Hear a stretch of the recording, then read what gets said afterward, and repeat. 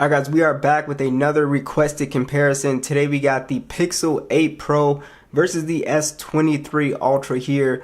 And these are two really good flagships that you should consider in the used refurbished marketplace here. And let's go ahead and start off with the actual price of these phones here. So the Pixel 8 Pro is at a really great price right now. We can actually find these for around $330 to $350, and it's a pretty good deal. It has come down in price quite a bit, which is actually pretty surprising because the phone is a really good phone. The S23 Ultra is going to cost you a little bit more money for sure here in the used refurbished marketplace. These are going still close for around $600. This phone should be coming down in price this year pretty soon as the S25 Ultra series comes out. Alright, so let's talk about the design here. So you have a premium design on both of these phones. They do have the matte finish so you don't get those fingerprints.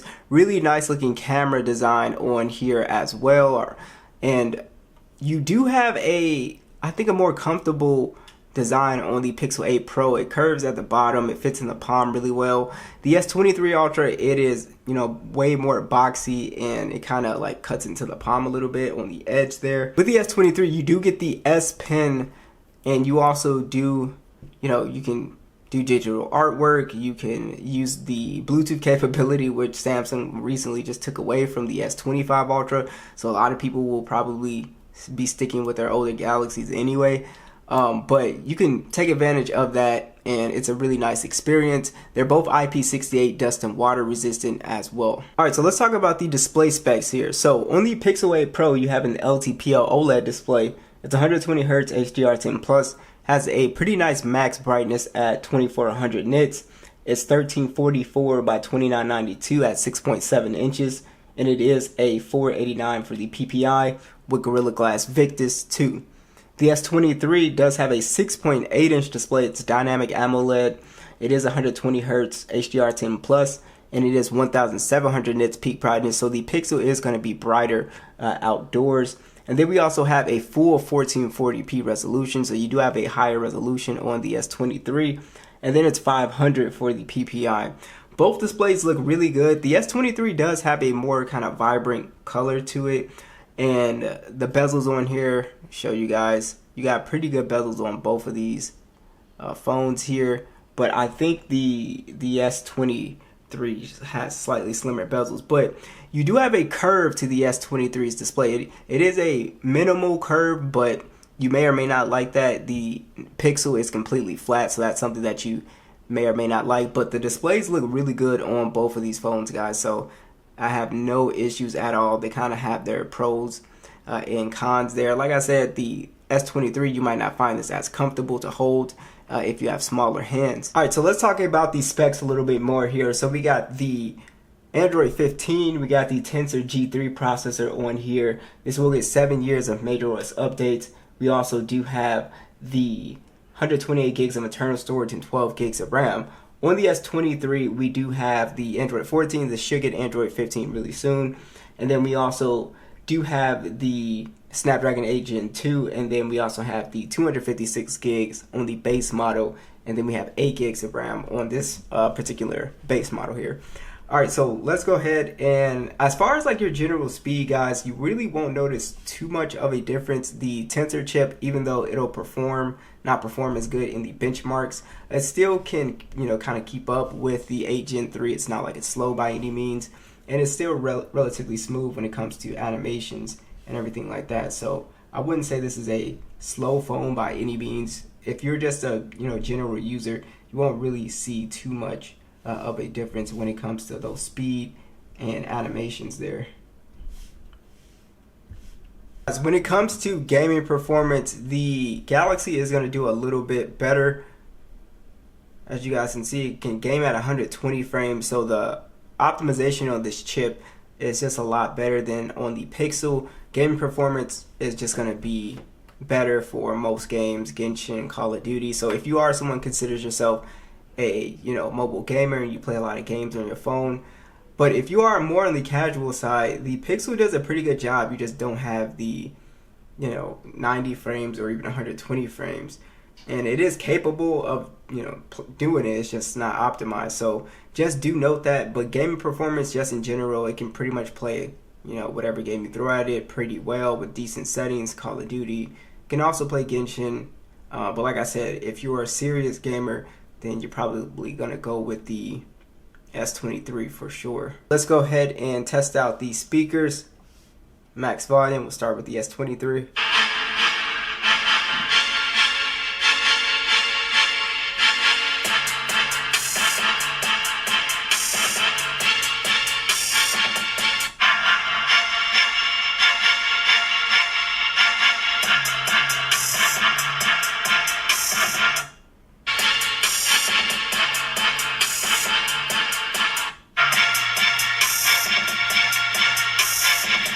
So the Pixel is definitely louder and has louder bass, but the Galaxy does sound a little bit better as far as the overall sound quality.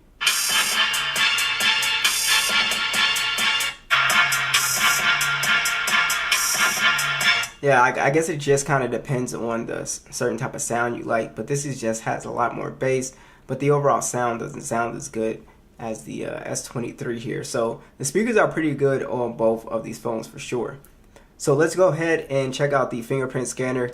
Now, you do have a better fingerprint scanner on the S23 here. It is the ultrasonic one. The Pixels works really well. It's fast, but it is the optical one, so you just have to put a little bit of pressure down. You can't just tap it really fast like on the ultrasonic. So it's just something to note, very small thing, but you can use face unlock as well on these two devices. This is going to be a deciding factor for I think a lot of people here. So with the S23, you do have a 200 megapixel standard with a 10 megapixel telephoto. It does have 3 times optical zoom, and then you also have another 10 megapixel periscope telephoto that does 10 times optical zoom. With a 12 megapixel ultra wide, it can shoot an 8K 24 and 30, and it can go up to 100 times zoom as well. The selfie cam does have a 12 megapixel resolution, and that is 4K 60. Now the Pixel does have a 50 megapixel standard, and then we also do have a 48 megapixel periscope telephoto lens on here, and this one can do 5 times optical zoom. We can go all the way up to 30 times. And then we also do have a 48 megapixel ultra wide on here. And then we have 4K 60 video with a 10.5 megapixel selfie cam that shoots in 4K 60 as well. So check out these side-by-side stills.